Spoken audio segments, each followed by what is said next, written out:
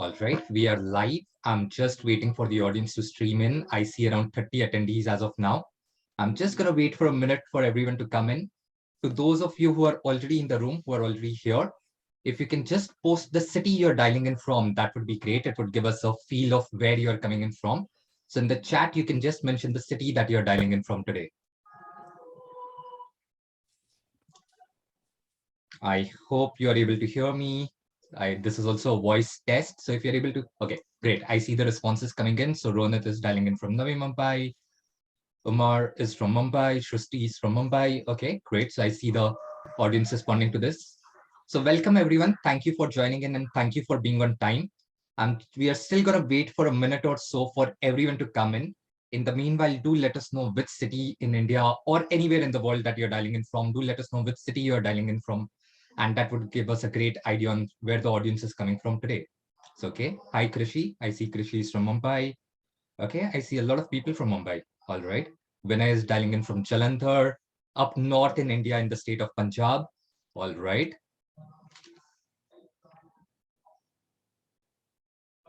Okay. And okay, I see someone else from Jalandhar as well. So welcome everyone. Thank you for dialing in and thank you for coming in on time. Today's session is extremely exciting. We are going to talk about careers in public policy and hear from Pepperdine School of Public Policy's Dean, Pete Peterson. But before we get into that and before we actually kickstart the session, I also want to run one quick poll, but I'm still going to wait for some more time. I see there's some lag in the audience dialing in. So I'm still going to wait for a minute or so for everyone to come in. In the meanwhile, please let us know which city you are dialing in from. That would give us a great feel of where the audience is coming from. So I see Anish is dialing in from Kashmir, a beautiful state in the north of the country. And I see someone from Dharamshala as well. Okay, so really beautiful places up there. I would apologize for the background noise. There's some Christmas celebration going on in the office that we are working from today, and it's just a little noisy out there. So my apologies for that. I see Radha is from Nagpur, Vinay from Jalandhar again. So quite a few people from Jalandhar as well. Okay, great. So I see around 150 people who have joined the session as of now, and more are streaming in as we speak. So I'm going to kickstart the session and do the introductions now. So good evening, everyone. Thank you for dialing in. My name is Sanjay Dhingra. I am a director and co-founder at Seed Global Education, and we are the ones hosting today's session with Pepperdine University School of Public Policy. I have three panelists who have joined me today. So I have Dean Peterson, who's joining us today. He's going to do a masterclass in public policy box and talk about career opportunities that are possible in public policy in the United States. I also have Christopher Jones and Kirsten joining us from the admissions team at Pepperdine School of Public Policy. So we are going to hear from them as well, hear about the admission criteria and talk about how you can possibly make it to the School of Public Policy and attend the program over there. To tell you a little more about Dean Peterson, he is, as I said, he's the Dean at the School of Public Policy. He also holds the Braun Family Dean's Chair at the school. He's a leading national speaker and writer on issues related to civic participation and the use of technology to make government more responsive and transparent. He is he's a regular author at the Wall Street Journal, the Los Angeles Times, and the San Francisco Chronicle, as well as numerous other blogs. He is He's also been a fellow at the Hoover Institution, one of the most prestigious public policy institutions in the United States. He serves on the Leadership Council of the Public Policy Institute of California and the California Forward, and he's also on the board of the Homeland Security Advisory Council and the Da Vinci Charter School. So really hallowed institutions that he's been associated with and contributed to. We are going to hear from him very soon. But before I hand it over to him to talk about his session today, I'm going to run a quick poll for the audience. I see around 175 people who have joined in so far. So I'm going to run a quick poll for the audience.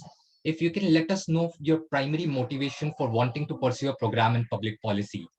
If you do decide to go ahead and pursue a master's in public policy, what would be your primary reason for wanting to pursue a program in public policy? Do let us know from the poll. It's live on the screen right now. Please do let us know what is your primary motivation for wanting to pursue a program in public policy.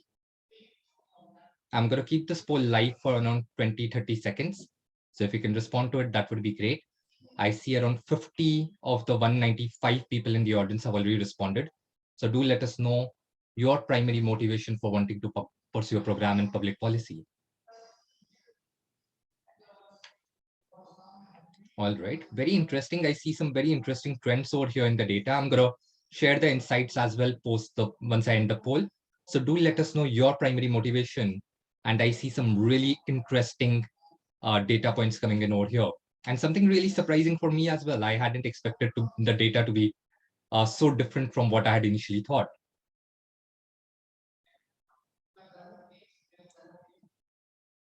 All right, I'm going to keep the poll live for another 10 seconds. Please do let us know your primary motivation for wanting to pursue a program in public policy.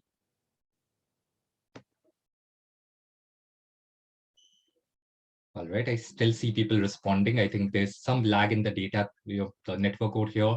So I think it's taking time for people to respond. So I'm going to keep this open for another 5 seconds. If you can quickly respond and let us know your primary motivation for wanting to pursue a program in public policy.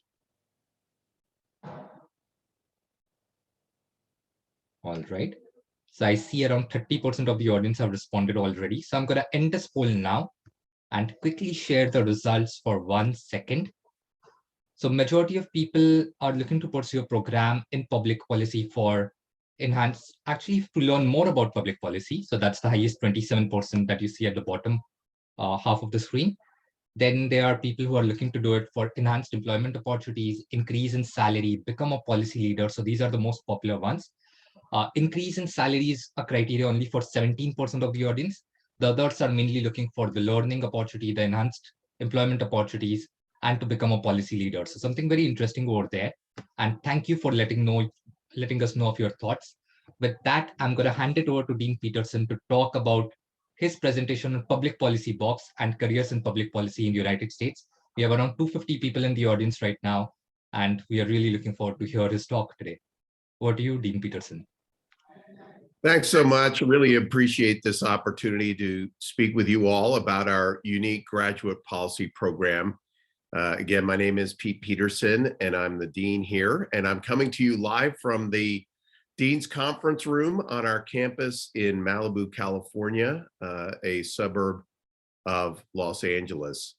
The subject matter for my talk today, as was mentioned, is going to be the policy box, which I hope provides not only an insight into how we all might look at public policy and understand it, but also a little bit about how we at the Pepperdine School of Public Policy uniquely approach the subject of public policy and how we prepare leaders in this. So it was great to see the results from the poll that so many of you are considering graduate education in public policy, either to learn more about the field or for enhanced career opportunities and possible promotions and growth in your career path.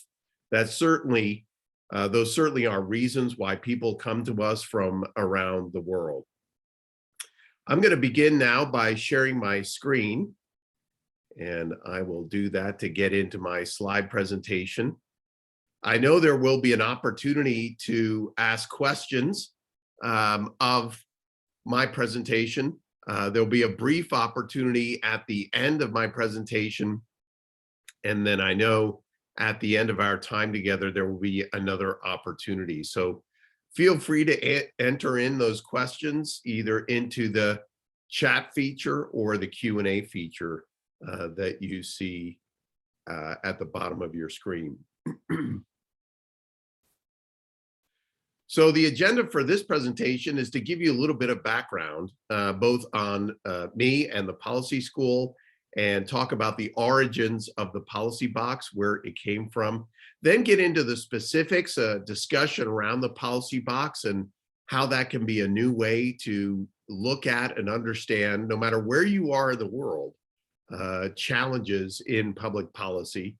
Then I will go to a case study in applying the policy box, which will be around water policy, and a project that I myself was involved in here in California, and why it's important to use this policy box lens as a way of understanding public policy leadership. So a bit about me again. I am Dean of the Policy School. I'm also a senior fellow of our Davenport Institute for Public Engagement. Our Davenport Institute is a leading academic initiative based here at the Policy School that trains and educates state and local government leaders in how to better involve residents in policymaking, and also how to better apply technology in the involvement of our residents in making regional and local decisions. And in fact, this policy box idea grew out of the work that I have been doing at the Davenport Institute, which has involved training over 4,000 government officials in public engagement skills. And as noted, new training that we've been offering both in our curriculum at the Policy School, but also out in the field with local government officials in the field of smart cities, which is essentially the intersection of technology, public policy, and policy decision-making.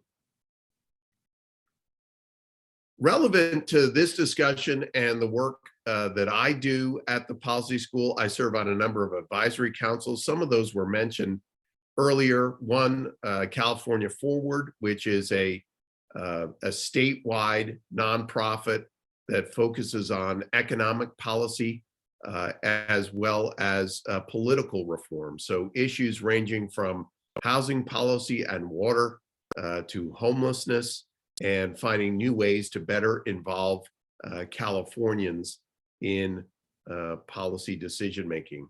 I also serve as a commissioner on the American Academy of Arts and Sciences Commission on the Practice of Democratic Citizenship. This is a national organization that is exploring new ways to better involve American citizens in both civic engagement, from voting to local decision-making. I'm on the advisory council to the Rumsfeld Fellows Graduate Fellows Program, which is an initiative focused on those seeking careers in the Foreign Service, as well as intelligence agencies, from State Department to the CIA and National Intelligence Services. I serve on the Scholars Council for Braver Angels, which is a national nonprofit focused on dialogue, hosting dialogues between people on varying sides of issues. Also on the Policy Advisory Council to the Murdoch Trust. I'm on the governance committee for the Public Interest Technology University Network, which is an association of over 40 academic institutions from Harvard to here at Pepperdine that are working somewhere at the intersection of technology, government, and the public interest. I serve on the advisory council to a group called Healthier Democracies, which is another group but focused more at the local level, finding ways to promote more transparent and inclusive government. And I happen to serve on the advisory council to a private company called OpenGov, which is a Silicon Valley-based organization company that provides data transparency and budgeting services to local governments. So let's get into a discussion around the policy box. This is a concept that came out of much of the training that I get to do with state and local government officials. And in some ways, it's a way of bringing down what can be very complex and multifaceted policy decisions. Now, to understand the specifics of these, this is very much about what going through the graduate policy program here is about. But I think the policy box provides a way of understanding any set of policy challenges that you may face. And again, this is not just something that can be applicable here on American issues. It certainly could be ones that could be applied across the world. So in this sense, the policy box is a way of considering the opportunities, but also the challenges to forming effective public policy. And if you would use in your mind the concept of a box that has the policy solution somewhere in the center, it's important to understand that every policy challenge that you will face is boundaried by several different components. It's not as if you can do anything that you'd like to solve a policy. There are real considerations that a public leader needs to make when they're looking to solve what the policy challenge might be. So the first boundary I show there at the top, which is the policy goal. You are looking to achieve a particular outcome in finding your policy solution, which again, for the purposes of this analogy and visualization, the solution is going to fit somewhere in the center of this box. So let's imagine that the policy goal could range from reducing greenhouse gases, improving educational outcomes, increasing housing supply, whatever that specific target is, and it will usually have a quantitative way of understanding it. That is going to be the top part of the box. It's not more than that, whatever the goal is, but it's not less than that. You have a particular goal that you're looking to reach. A second boundary then is the funding and the timeline that you have available to you to reach that goal. Now that funding can come from government, it can be public sector funding, it can be funding that could come more from a local level than from a federal level. It could be funding that come from NGOs and nonprofits that are working in that space. But suffice it to say, it's a limited amount of funding that you have to achieve whatever the policy goal is that you set. And at the same time, there is a limited amount of time that we have. We may not have 100 years to say reduce greenhouse gases in a particular region in which we're working. And so from funding, wherever that may come from, but we need to understand what those limits are, as well as time, this sets another boundary here. Finally, for this particular slide, this third boundary is the regulatory environment. Now, those regulations can range anywhere from local laws to federal laws. And again, as we think about reducing greenhouse gases as just one example of thousands that you can utilize in this policy box lens, you do have particular laws that govern how you can approach whatever your policy goal is. Now, again, as we think about the particular solution, that's going to fit somewhere in the middle, but the solution is not going to be found outside, right? It's not going to be found out here outside the regulatory environment. It's not going to be found out here outside of the funding that you have available or the timeline that you have. And it's not founded up here with a policy goal that is beyond what your scope and scale is. Now, what I've learned after about 20 years of doing this work is it's good to know these three sides. But when you get actually into the field, I've found that many public leaders fail to understand that there's actually a fourth side of the policy box, one that really can determine whether your solution can succeed or fail. Now, many graduate policy schools will teach you these three things, and we certainly do here at Pepperdine. But I think the difference in our approach is we understand that there's a fourth side to the policy box, one that again will determine where your policy solution fits. And that fourth side is history and culture. Now, this is a way of understanding that the policy solution that will work in Mumbai may not work in another part of the country. That a policy solution that might work in India might not work in the United States, Or even in the United States, a policy solution that might work in California might not work, one that will work in California might not work in Texas. Now, again, this understanding of history and culture is a way of considering not only whether there have been attempts at addressing a particular policy issue in the past, and you should always know that, but also there could be cultural distinctions as to how you can approach any policy goal that you may have in mind.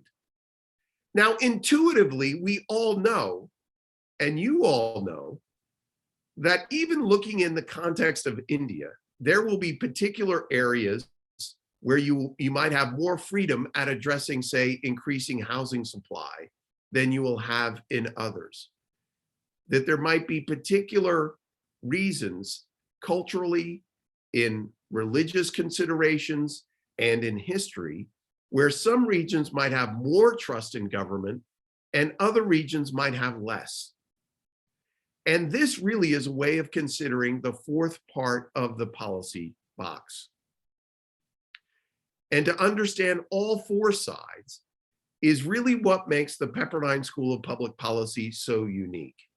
And it's why when you look at our curriculum, not only will you find the standard quantitative courses in econometrics and policy analysis, in budgeting, in certainly the regulatory environment, you will see those courses, but you will also see coursework in history and culture as a way of presenting what we call a 360-degree approach to public policy leadership. Because we understand that public leaders need to think historically and culturally about finding policy solutions, whether they're at a local level, a regional level, or at a national level. Now, I wanted to draw out a case study to talk about why this four-sided approach to the policy box, not only understanding the quantitative side, but also understanding the history and culture is so important. And this is a project that I myself was involved in. It was through our Davenport Institute. It was in Northern California, and it was with an agency called the Humboldt Bay Municipal Water District. Humboldt Bay is in Northern California, about a 5-hour drive north of San Francisco, to give you a sense as to where we are in our geography, and is a part of the state that had a very unique issue for California. California is known for, particularly over these last 15 years, being challenged by drought, a lack of water throughout the state. This is for a variety of reasons, both related to climate change as well as to policy formation. But suffice it to say, in the instance of this project, what was happening in Northern California is they actually had too much water and didn't know what to do with it. It so happened that there were 4 pulp mills. These were mills that were making paper out of wood, and that demands a lot of water. And it happened that these pulp mills had shut down in a very short amount of time, just over the period of about 3 years. And in so doing, an enormous amount of industrial grade water was being allowed to run to the ocean instead of being used. And so I was brought in along with our Davenport Institute to lead a 1-year process to explore the various options regarding what to do with this 60 million gallons a day of water. So let's take a look at this then, now back through the lens of the policy box. So our policy goal, as stated, was what the region and the water district wanted to do with 60 million gallons a day of what might be called excess water. Now, by excess water, in California, each water district has allocated a particular permitted amount of water that they can use. And in this case, that amount of water, and with the closing of the pulp mills, permitted this region to utilize another 60 million gallons a day of water. When we look at the other side of the box, the funding and time, the funding question really depended on the decision. It really did depend on what they were going to decide to do with this excess water. Were they going to sell it outside the district? Were they going to see it as a natural resource that they could merchandise and promote for economic development? Was it something that they could allocate to new industries? And would there have to be new infrastructure built in order to address that? That was going to be contingent, the funding, on what they decided. Now, the timeline was that this decision had to be made within 2 years. And that was because state water permits in California are allocated on a decennial, an every 10-year basis. And essentially, if you don't use the water that you have allocated to you, by the time your next water permit comes up, you will lose the rights to that water. So as we would say in the United States, it was a use it or lose it situation. And so there was a real time limit as to when this decision would have to be made. Now, finally, we had the regulatory environment, and that regulatory environment was set by the State Water Board, as well as a number of state, federal, and regional environmental regulations. Now, we all know now that there's a fourth side to this policy box. And before we get there, I wanted to say that if this particular set of policy issues faced anyone else in California, they would have said, let's take that 60 million gallons a day and make sure that we can grow businesses, grow the amount of people who can live here, use it as a source of economic development, and find some way to use that as a natural resource to grow our community. But in this particular area of California, there was a particular history and culture. And that culture was one of being very environmentally sensitive.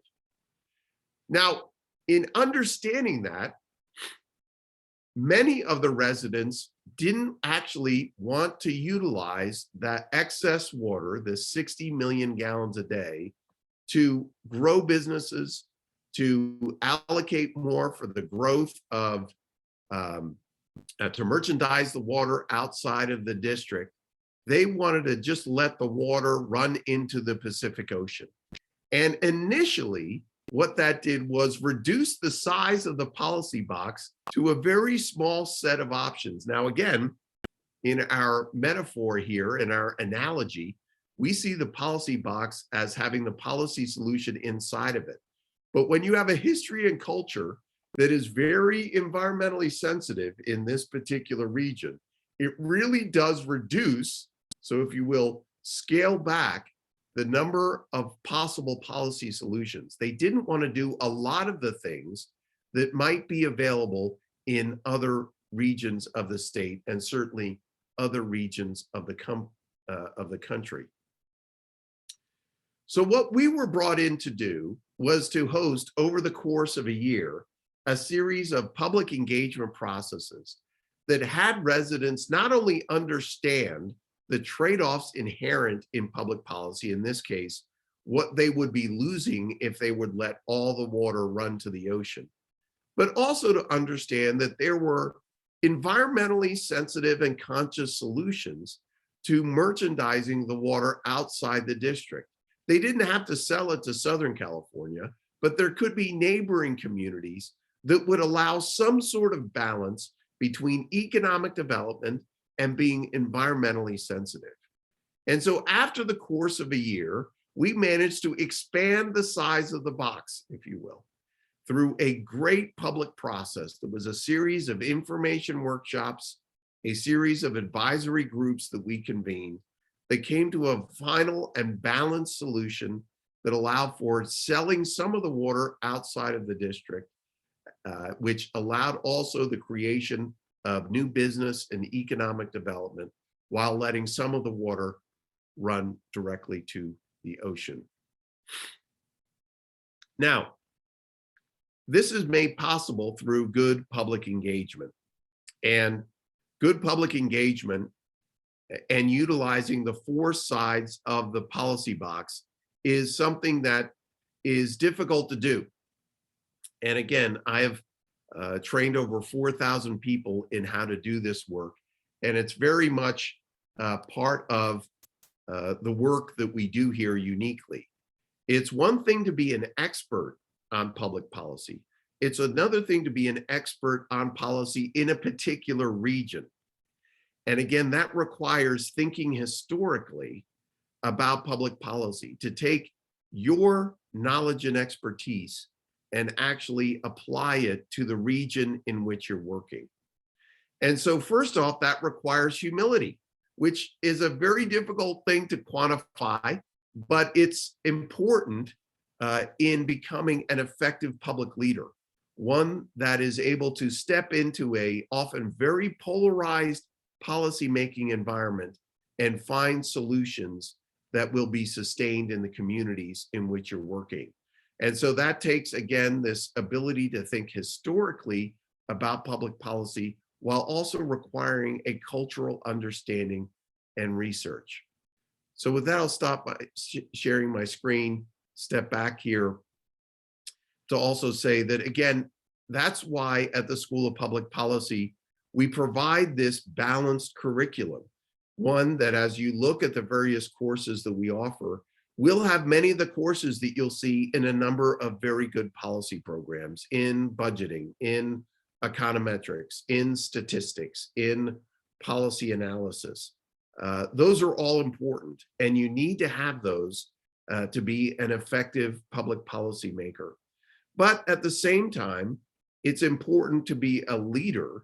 You need to understand that public policy happens within a particular context.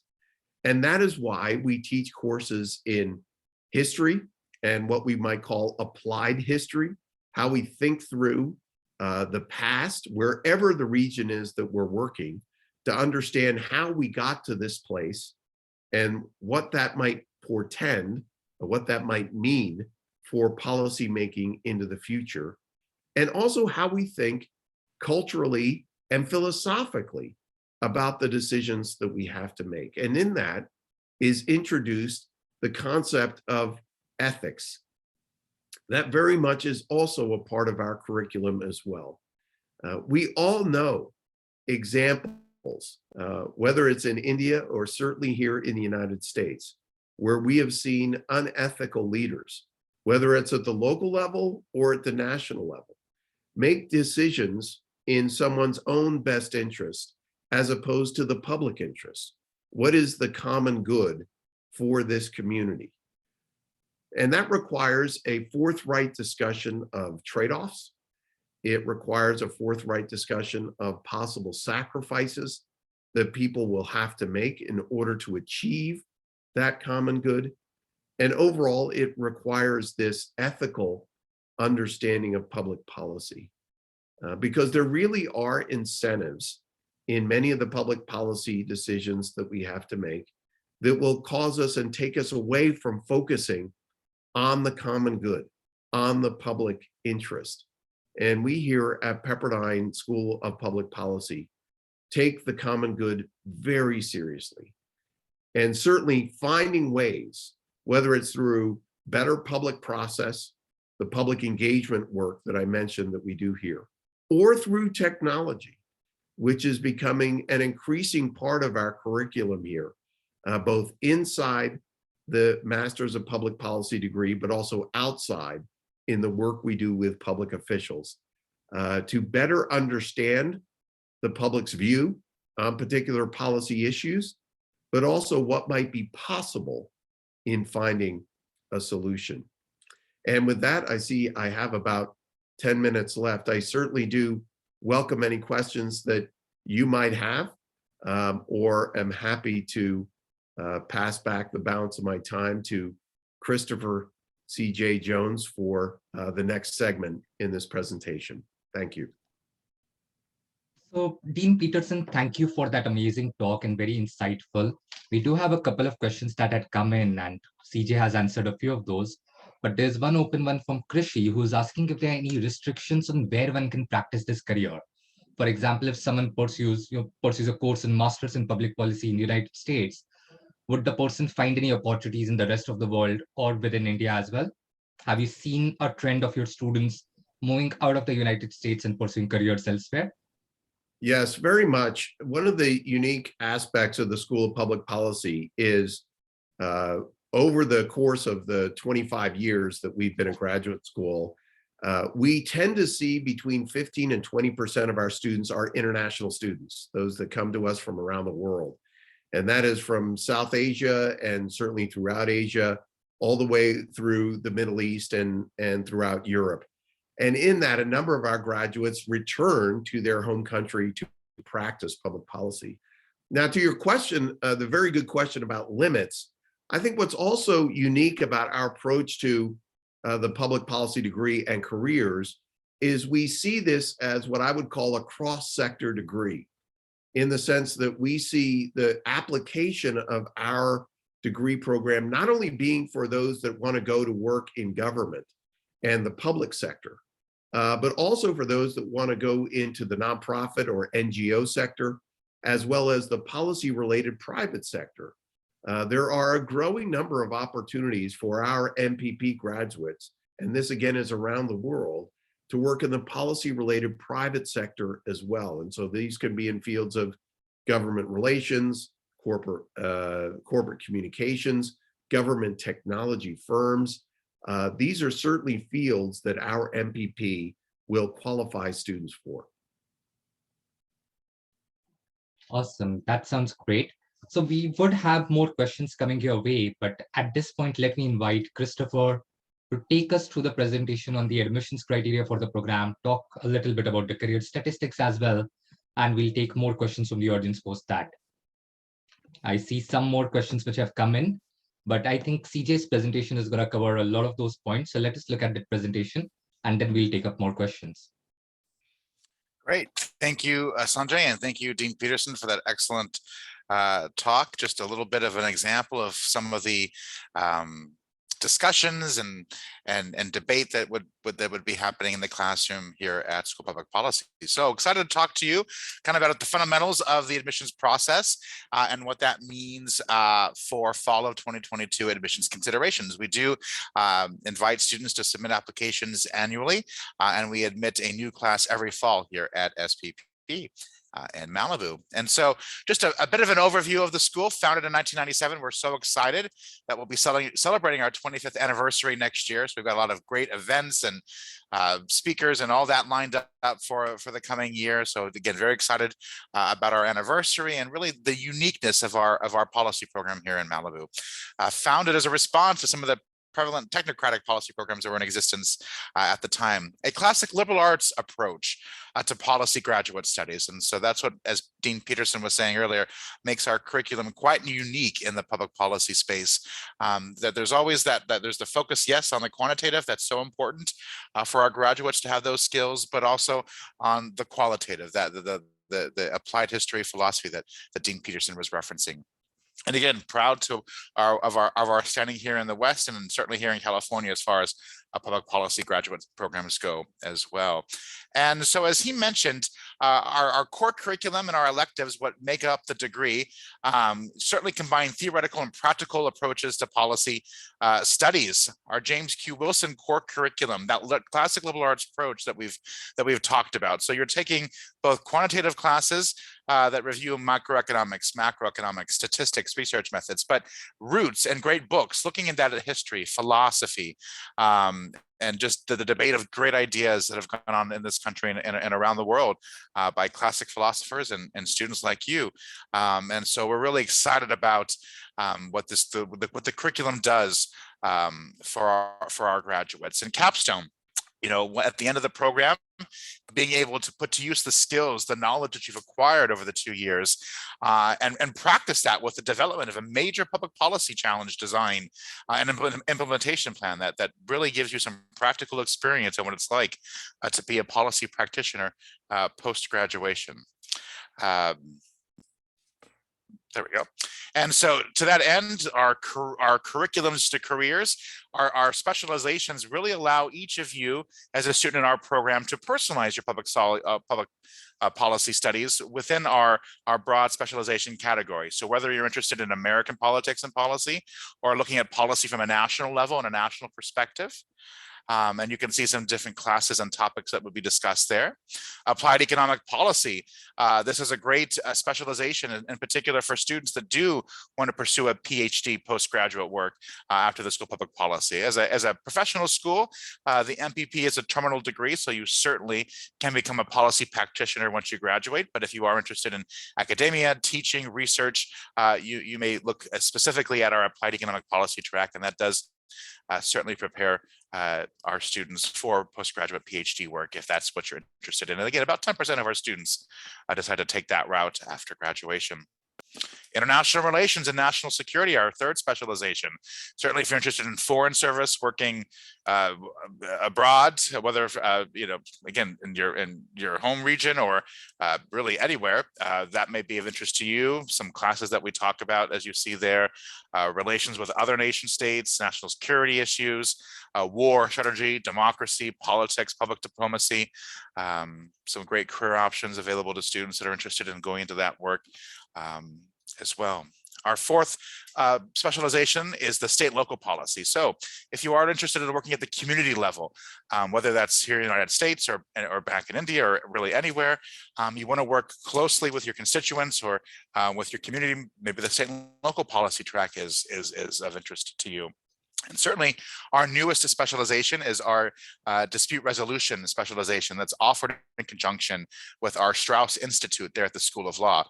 This is a top mediation program here in the United States. And so we're always excited every year to make this specialization available to our students. And as Dean Peterson said, we live in a world that is polarized. And so having the skill set to mediate and to really bring together community members with opposing viewpoints is something that's really important and really looked upon these days. And so certainly the dispute resolution, our newest specialization, is very exciting, and our students pursue that to beef up their skills and really being persuasive and being able to bring together different parties with different viewpoints and finding consensus and common ground.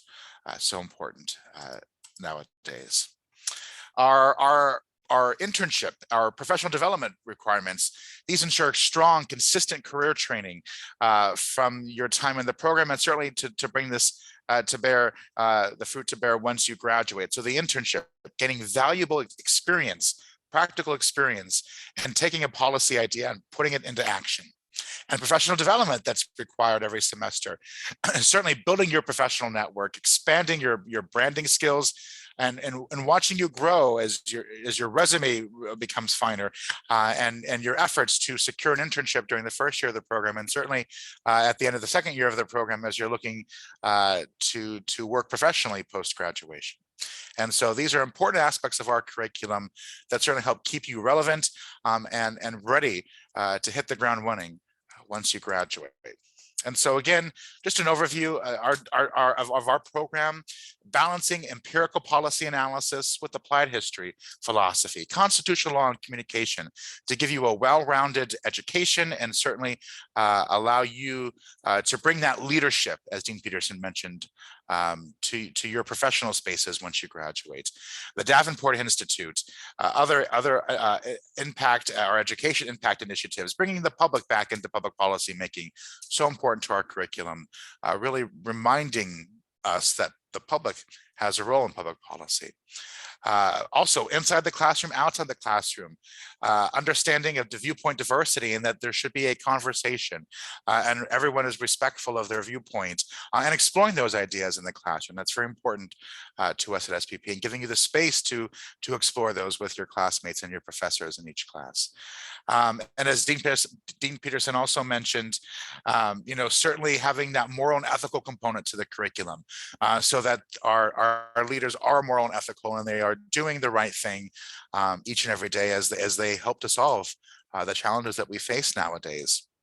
I know there was a question about, where students land post-graduation. Again, as I said, about 10% go on to pursue a PhD program, but certainly it's evenly split almost between public service AKA government work at the federal, state, national, tribal level here in the United States, but certainly the private sector and the nonprofit sector as well. So that cross-sector leadership amongst our graduates, it's another important part of our curriculum, and how we hope that students will pursue careers of most interest to them, and where they can have the most impact in their lives and in their communities. And so, excuse me, how do you go about becoming an applicant and ultimately a student here at the School of Public Policy? First thing is to review the admissions requirements. The URL is there on our screen, and we can make this available to everybody as well. Go online and you'll see that we have our admissions requirements, and we also have a separate section for international applicants as well. Our office stands ready to assist you throughout the admissions process. We are available to answer questions anytime, in particular over email and Zoom for you international students and international applicants. Certainly you can call us as well, but we do stand ready to assist you, as well as our Office of International Student Services. So whether it's questions about the visa process and F1 and the I-20 and all that, we have people here at Pepperdine that are ready to help you and assist you through that process from start, certainly to finish. Step 2 is submit that initial application for admission. That allows us to track the various elements that are required for you to submit in order to complete your application. And so it's an easy 3 or 4 page submitting your data, who you want to be your recommenders, and allows us to follow up on outstanding items that are needed to complete your application so that it could be presented to the admissions committee by each of our deadlines. Step 3, see if you qualify for any fast track options, or if you might be a member of a P4, our Pepperdine Public Policies program here at SPP, School of Public Policy. This allows some other waivers throughout the admissions process that are really neat and designed to help make this process, again, as simple as possible. So look at our admissions requirement page. Currently, we are, again, because of COVID-19, waiving all official test scores for fall of 2022 admissions. So, and you're not penalized if you don't submit a test score. They are completely optional. Students that have taken the test already, they are invited to submit those. But again, no one is penalized, and that's not weighted any differently, as we have made optional test scores, whether it's GRE, LSAT, or GMAT, for once again for fall of 2022 admissions. And take a look at our P4 program again. And if you're a member of one of those organizations, you can reach out to me for additional details on that process. You want to complete your application, right? Once you submit it, again, submitting your application through our portal allows us to track the outstanding elements. So we need the application, 2 letters of recommendation, 2 essays, a personal statement, as well as an ethical or moral dilemma that you faced recently, and how you went about processing that and your actions with regards to that dilemma, a current CV or resume, a bachelor's degree transcript, and some of you may still be in progress. We understand that. And so our Office of International Student Services will take that into account as you're submitting transcripts if you are still in progress. Ultimately, we would need official transcripts. We do take unofficial transcripts for admissions review, and you'd want to have our office be forwarded official transcripts before you started our program in the fall of 2022 in August. And again, test scores are optional. And so you can see more details at the website that's there on the screen. And again, we'll make this available to you all so that you have these URLs and these links handy. And finally, we invite you to take a look at our virtual tour. We've worked very, very hard on that, trying to bring as much of the Pepperdine community and experience to a virtual tour. We understand that, because of COVID-19 and travel restrictions, it's difficult to come onto campus still and to get around. But definitely take a look at our virtual tour and our events page. We've got a lot of great events that we've done virtually online. We've recorded, we've posted them to our website, so you can get a taste, a feel of what it's like to be a student or member of the community here at School of Public Policy. And so again, I invite you to take a look at our virtual tour, see our classrooms, the campus, the community, how students, faculty, and staff interact here at Pepperdine. We have a strong community. That's one of the best things you'll hear from anybody, whether it's a student, an alumni, or someone that works here at Pepperdine, as the community is very strong. And so we hope that capture that for you. And again, take a look at our events page, get comfortable and learn more information about us and our various speakers and events that we host here at SPP. And it's a great way to get involved. Again, starting in the January session when school resumes. we're on winter break right now for the end of the fall semester, but as the spring semester blooms and we've got more events to share, certainly check out our events page for that information. And that is just a brief overview, I should say, of recap of admissions policies of the School of Public Policy. You see my contact information there on the screen. I always invite students and applicants to reach out to our office for any questions during the admissions process. Again, we stand ready to help and make it a seamless transition, whether it's from an undergraduate program to our graduate program, certainly for our international students that will be making the trek to Malibu come August 2022 to join us in Malibu as we help see policy differently from here. So with that, I will turn it back over to Sanjay and we can go forward with the Q&A. Absolutely. And I do have some interesting questions come in. I have a question from Ronit, which I want to pick up and ask to Dean Peterson for sure. But before I do that, I want to run our second poll. I don't want the audience to lose track of the information we shared. So I'm going to launch our second poll now for the audience. So the audience, if you can see the screen, the Pepperdine School of Public Policy offers 5 specialization tracks. CJ did speak about those during his presentation. So if you can let us know which is the one of most interest to you. So let us know which specialization track appeals to you the most. All right, I do have the responses coming in. And I'm going to keep the poll open for another 10 seconds, 10 to 15 seconds. So if you can let us know which is the specialization track that appeals the most to you, that would be great.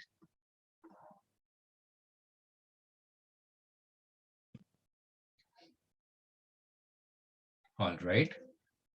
I have around 30 odd responses. The audience is still, I think, trying to absorb all the information and take a decision on which track appeals to them the most. So I'm going to give them, and I see the responses are still coming in. So I'm going to keep it open for another few seconds.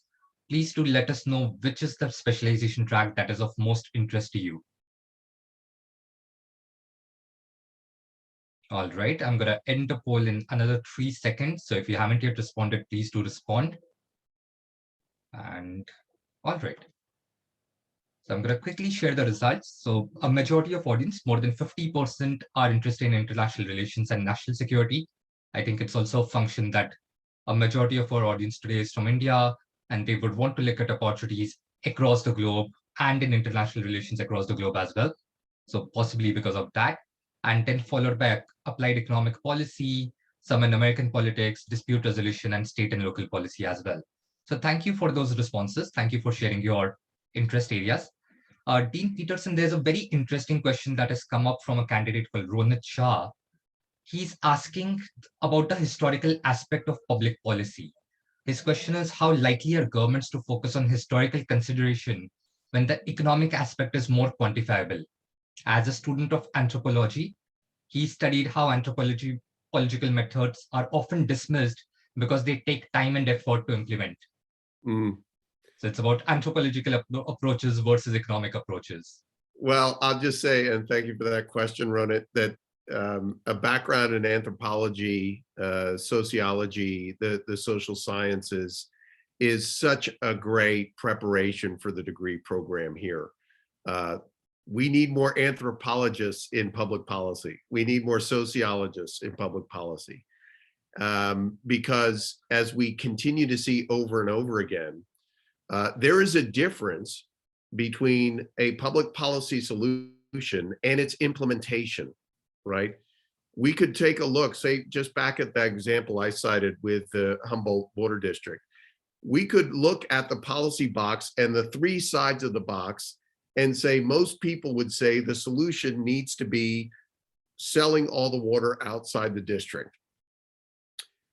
But when it comes to implementation, and you can prove that quantitatively, you can say you're going to see an increase in revenues, you're going to see an increase in economic development, all, you know, that's all going to be understood quantitatively. But when you actually try to implement that solution in a particular place, in this case in Northern California, it's going to fail. And initially it did fail. There's one part of the story that I didn't mention, is the reason that we at our Davenport Institute were even brought in to consult on this issue is that the original water district board for that region had tried to sell all of the available water they had, that 60 million gallons a day, outside of the district. And it resulted in a major controversy in which water board members were recalled. There were lawsuits. There was just a lot of fracture that was going on between the community and the local government. And so the understanding of anthropology and sociology, when it comes to the implementation of policy, yes, you've got to know the quantitative side.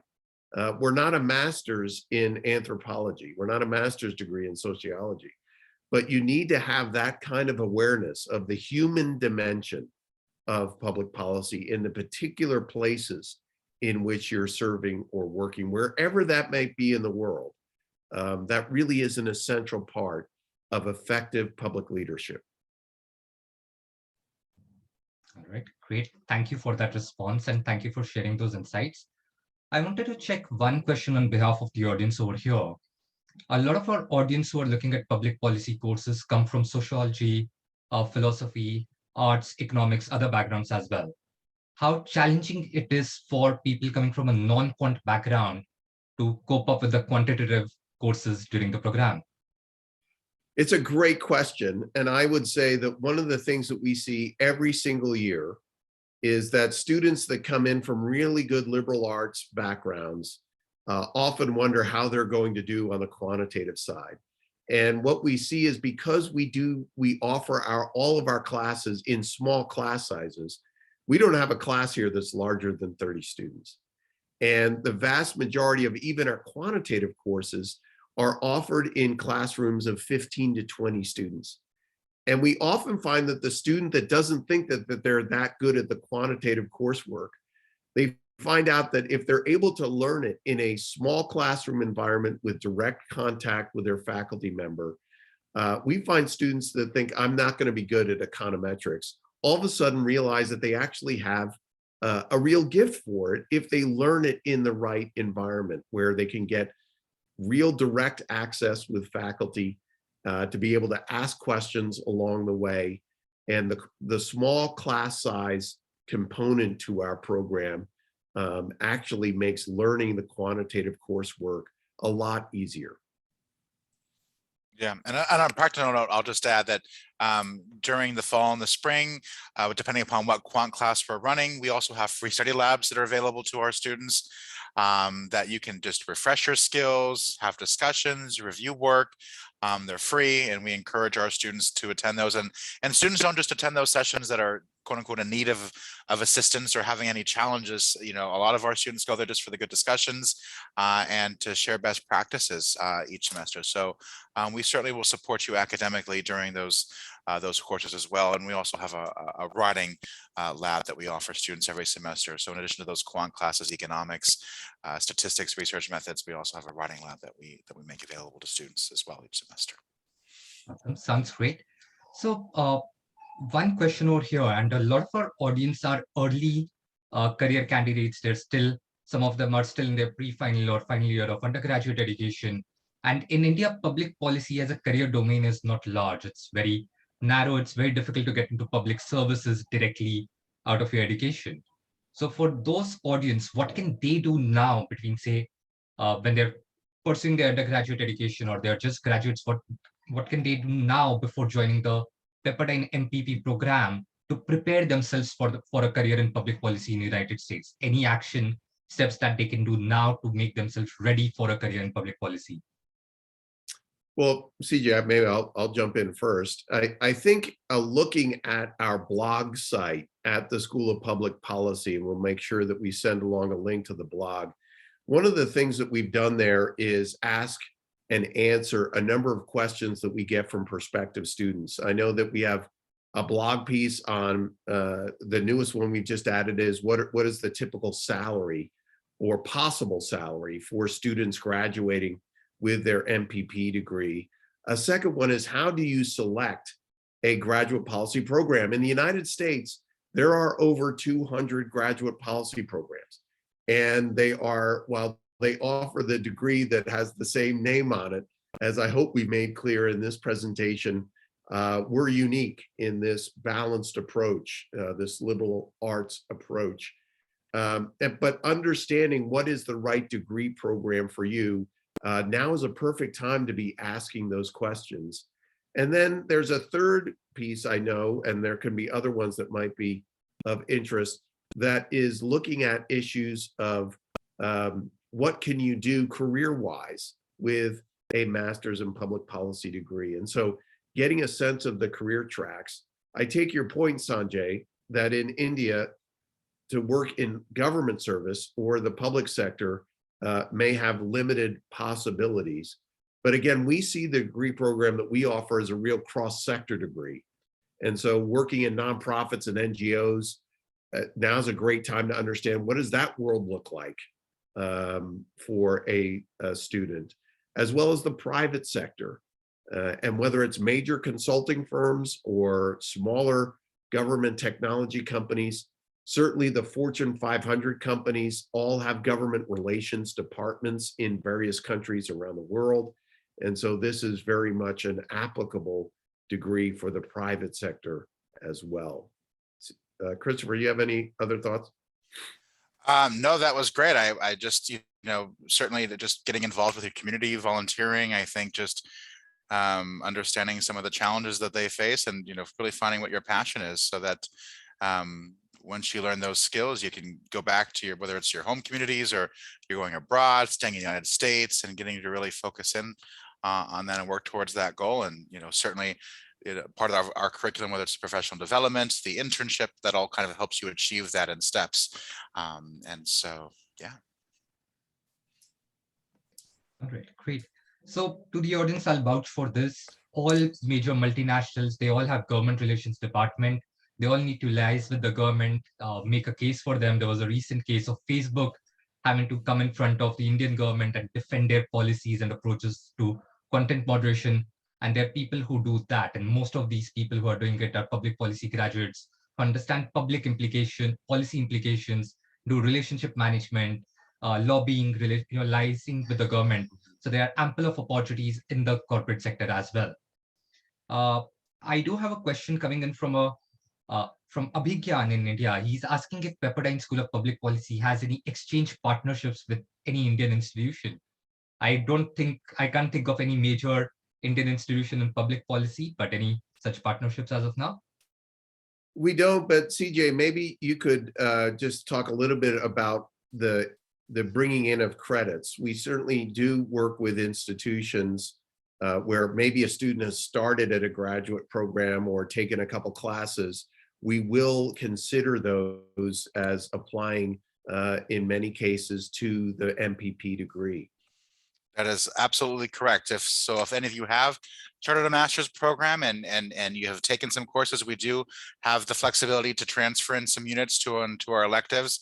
And so I would highly encourage you, if you're during the admissions process, to reach out to me and we could get you connected with what that process entails. Obviously, we would need your transcripts and we would take a look at what courses that they might align with here at SPP.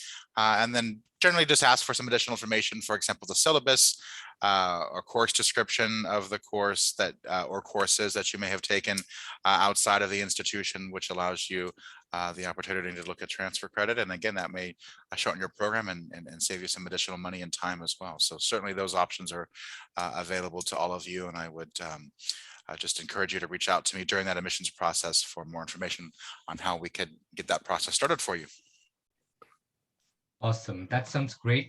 So I don't see any more questions coming in from the audience, but one check over here. Have you seen a lot of Indian students coming into your program and pursue a career in public policy in the United States? CJ, maybe you could take that. I know that we've seen an increasing number from that region. Sure, exactly. Yeah, as Dean Peterson mentioned, international students and them being part of our community, it's an important part of the diversity we want to offer all of our students at the School of Public Policy. And so we currently, I cannot think of the region at this off the top of my head right now this morning.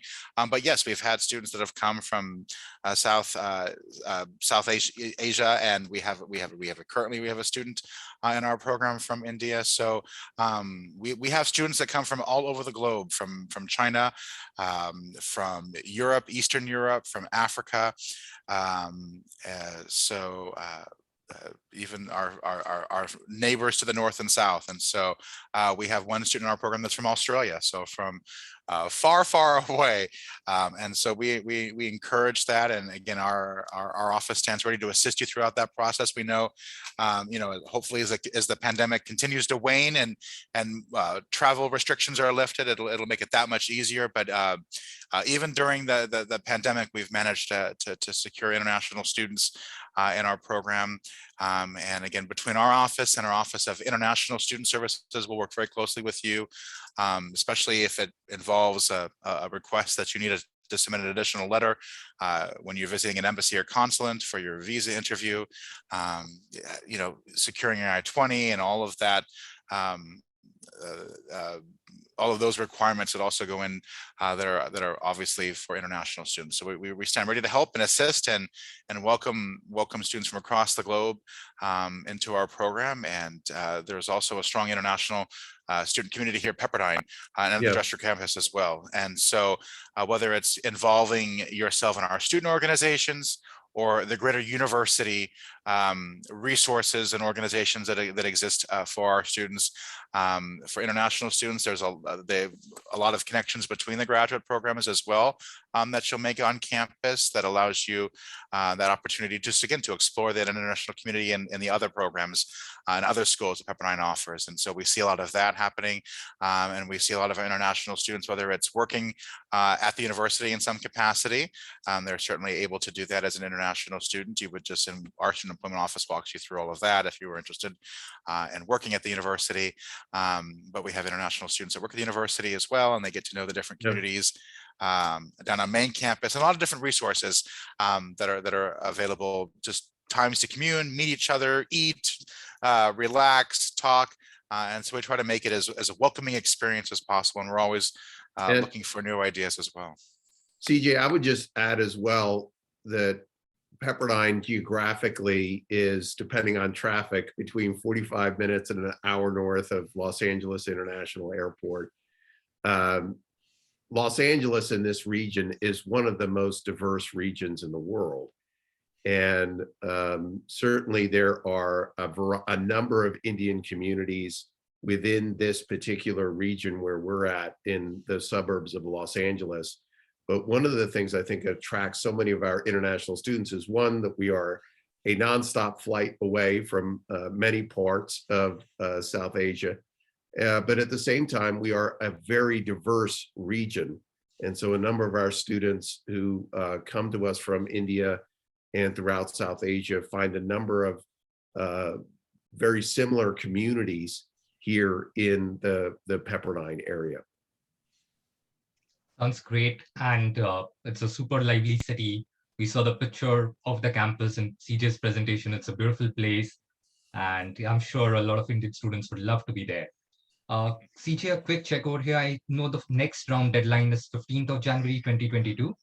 That is correct, yes. And students that submit their applications and then complete that application with all the requirements, they are eligible for up to a full tuition scholarship eligibility by that January 15th deadline. So we certainly encourage you, if you've not submitted an application yet, get that submitted and then work on those outstanding elements, essays, the personal statement, the ethical moral dilemma, unofficial transcripts. That's all we need for admissions review purposes, your resume, and then those letters of recommendation. But yes, excited about our first deadline coming up here on January 15. And again, students that submit and are completed by that deadline are eligible for up to a full tuition scholarship. So excited about that deadline coming up here. And if I understand this correctly, the full tuition scholarships are available only in round one. So they have to apply by 15 January to be eligible for a full scholarship. Otherwise, in the subsequent rounds, they are eligible to get some scholarship, but not a full scholarship. There are options. That is correct. Yes, we're excited. We have a very robust endowment, and we're so grateful to our benefactors that have made it possible to make it as affordable as possible to attend school public policy. So just generally speaking, we've got some great scholarship support. But yeah, that first deadline is really where students can be eligible for up to full tuition. So January 15th, mark your calendars. Great.